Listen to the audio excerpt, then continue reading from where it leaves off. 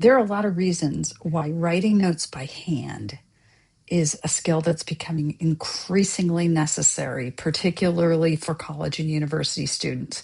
Because of AI, a lot of my friends who are professors are starting to restrict the use of computers or phones in the classroom or in the lecture hall. They're not allowing students to bring them in at all in some cases. Homework is supposed to be done in the session. Sometimes it's even orally.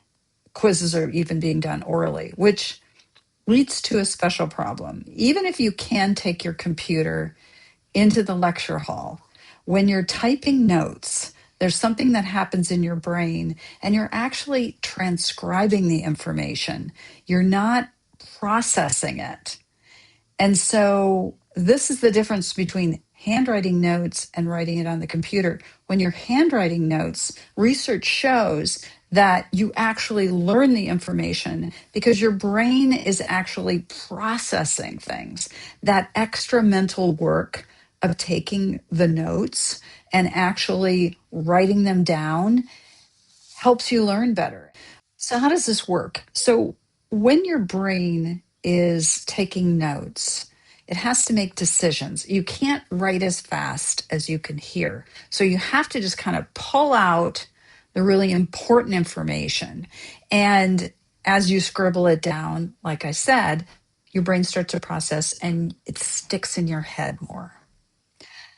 And you're probably thinking that's great, but I've never taken handwriting notes, and even writing hand by hand for 5 minutes makes my whole wrist or fingers cramp up. And it's true. Most students have always worked on computers, so it's a little bit tough. But the good news is you don't need to spell perfectly. You don't need great handwriting. You don't need to write in complete sentences. You can scribble things down in your own little shorthand method.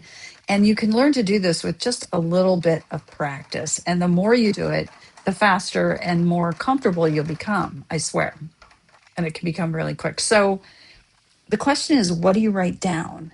So you're not trying to write everything that the professor is saying. What you want to try to do is pull out the key concepts, some important examples. If it's an economics lecture, for example, you might want to write down the actual structure that they're solving the problem by, and any questions you might have too. So you can write down a question like, what was that guy talking about? And then go look in your textbook later, right? Don't try to be perfect.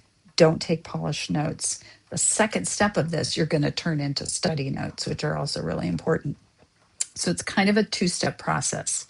First, you take the lecture notes, you scribble them down, and I'm going to do an example for you in the comments section too, so you can kind of see how this works. They should be messy, abbreviated. Use your text slang if you want to. That's probably a really good idea to try. And it's kind of just a short roadmap of the lecture. So you're listening and you're scribbling at the same time. And you're not going to get this right the first time. So it does take a little bit of practice. Then later, what you do is you create your study notes. And this is when you can take your scribbles and put them into a Word doc on your computer or whatever you like to use. This can be really helpful if you have study groups too. So if everybody brings in their study notes, you can kind of compile them together. And typically you'll have a really, really good abstract of the lecture. This is also where learning happens because you look at your notes, you go, oh yeah, what did I mean? Oh yeah, I remember that.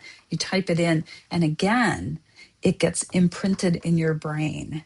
And when you do that, you're going to find that if somebody does an oral quiz on you or a pop quiz or something, you're going to be way ahead of the rest of the pack. So to show you what I mean, I watched Andrew Puttycomb's All It Takes is 10 Mindful Minutes, and I took handwritten notes as though I were sitting in Andrew's class. I put a photo of those notes in the comments, and then I made study notes for you just to kind of follow as an example.